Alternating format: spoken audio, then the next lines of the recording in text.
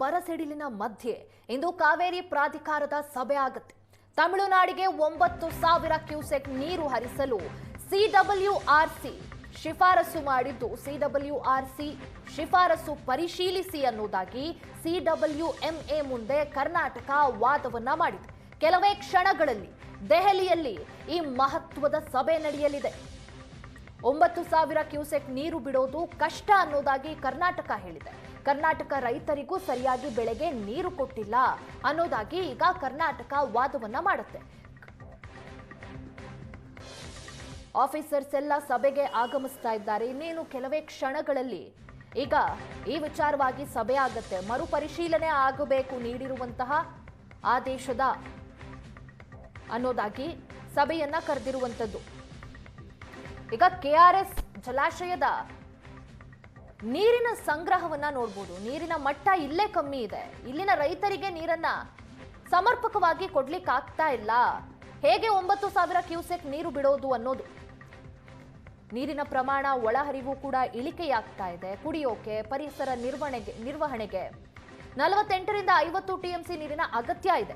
9,000 cusec ನೀರು ಬಿಡೋದು ಬಹಳ ಕಷ್ಟ ಆಗುತ್ತೆ ಅನ್ನೋದಾಗಿ ಈಗ ಕರ್ನಾಟಕ ವಾದವನ್ನ ಮಾಡಲಿಕ್ಕೆ ಸಿದ್ಧವಾಗಿದೆ. ಡ್ಯಾಂನ ಒಳಹರಿವು ಹೊರಹರಿವನ್ನ ನಾವು ನೋಡೋದಾದ್ರೆ ಕಬಿನಿಯಲ್ಲಿ 8,260 ಕ್ಯೂಸೆಕ್ ಇದೆ. ಹೊರಹರಿವು 13,385 ಕ್ಯೂಸೆಕ್. ಇನ್ನು ಕೆಆರ್ಎಸ್ನಲ್ಲಿ ಒಳಹರಿವು 4,004 ಹಾಗೆ ಹೊರಹರಿವು 4,543 ಕ್ಯೂಸೆಕ್. ಹಾರಂಗಿ ಜಲಾಶಯದಲ್ಲಿ 3,968 ಕ್ಯೂಸೆಕ್ ನೀರಿದ್ರೆ 3,308 ಕ್ಯೂಸೆಕ್ ನೀರು ಹೊರಹರಿವಿದೆ. ಇನ್ನು ಹೇಮಾವತಿ ಜಲಾಶಯದಲ್ಲೂ ಕೂಡ 3,588 ಕ್ಯೂಸೆಕ್ ನೀರು ಒಳಹರಿವಿದ್ರೆ 5,500 ಕ್ಯೂಸೆಕ್ ನೀರಿನ ಹೊರಹರಿವಿದೆ. ಹೀಗಿರ್ಬೇಕಾದ್ರೆ ನಮ್ಮಲ್ಲಿನ ರೈತರಿಗೆ ಸಮರ್ಪಕವಾಗಿ ನೀರಿನ ಪೂರೈಕೆ ಆಗ್ತಾ ಇಲ್ಲ. ಇದರ ಮಧ್ಯದಲ್ಲಿ 9,000 ಕ್ಯೂಸೆಕ್ ನೀರನ್ನ ಹೇಗೆ ನಾವು ತಮಿಳುನಾಡಿಗೆ ಹರಿಸೋದು ಅನ್ನೋದು ಕರ್ನಾಟಕದ ವಾದವಾಗಿರೋದು. ಸಿಡಬ್ಲ್ಯೂಆರ್ಸಿ ಆದೇಶ ವಿರೋಧಿಸಿ ಮಂಡ್ಯದಲ್ಲಿ ಪ್ರತಿಭಟನೆ ಕೂಡ ಜೋರಾಗ್ತಾ ಇದೆ. ಹೊಟ್ಟೆ ಮೇಲೆ ತಣ್ಣೀರು ಬಟ್ಟೆಯನ್ನ ಹಾಕಿಕೊಂಡು ಪ್ರತಿಭಟನೆಯನ್ನ ಮಾಡ್ತಾ ಇದ್ದಾರೆ ರೈತರು.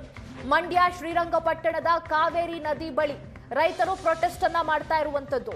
ಪದೇ ಪದೇ ನೀರು ಬಿಡಿ ಎಂದು ಹೇಳುತ್ತಿರೋದು ತಪ್ಪು. ಇಲ್ಲಿ ನಮಗೆ ನೀರಿಲ್ಲ, ತಮಿಳುನಾಡಿಗೆ ನೀರು ಬಿಡಲು ಹೇಗೆ ಸಾಧ್ಯ ಅನ್ನೋದಾಗಿ ರೈತರು ಪ್ರಶ್ನೆಯನ್ನ ಮಾಡ್ತಾ ಇದ್ದಾರೆ.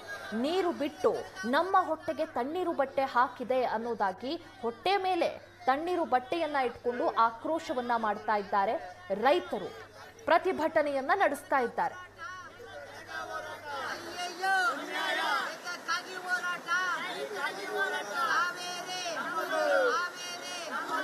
ಹಿಂದೆ ಏನ್ ಸಮಿತಿಗಳು ಕಾವೇರಿ ನೀರು ಬಿಡ್ಬೇಕಂತ ಹೇಳಿದ್ರು, ಪ್ರತಿಯೊಂದು ಹಂತದಲ್ಲೂ ಅವ್ರಿಗೆ ಏನು ಅನುಕೂಲತೆ ಬೇಕೋ ಆ ರೀತಿ ನೀರು ಬಿಟ್ಟಿದೀವಿ.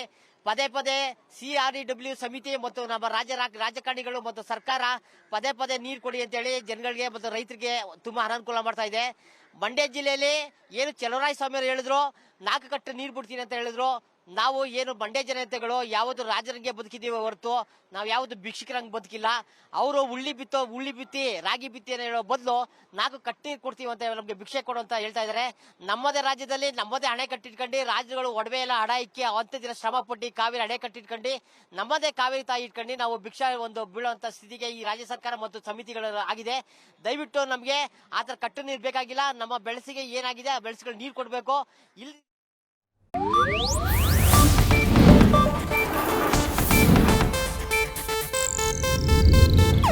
ಇದು ಏಷ್ಯಾನೆಟ್ ನ್ಯೂಸ್ ನೆಟ್ವರ್ಕ್ ಪ್ರಸ್ತುತಿ.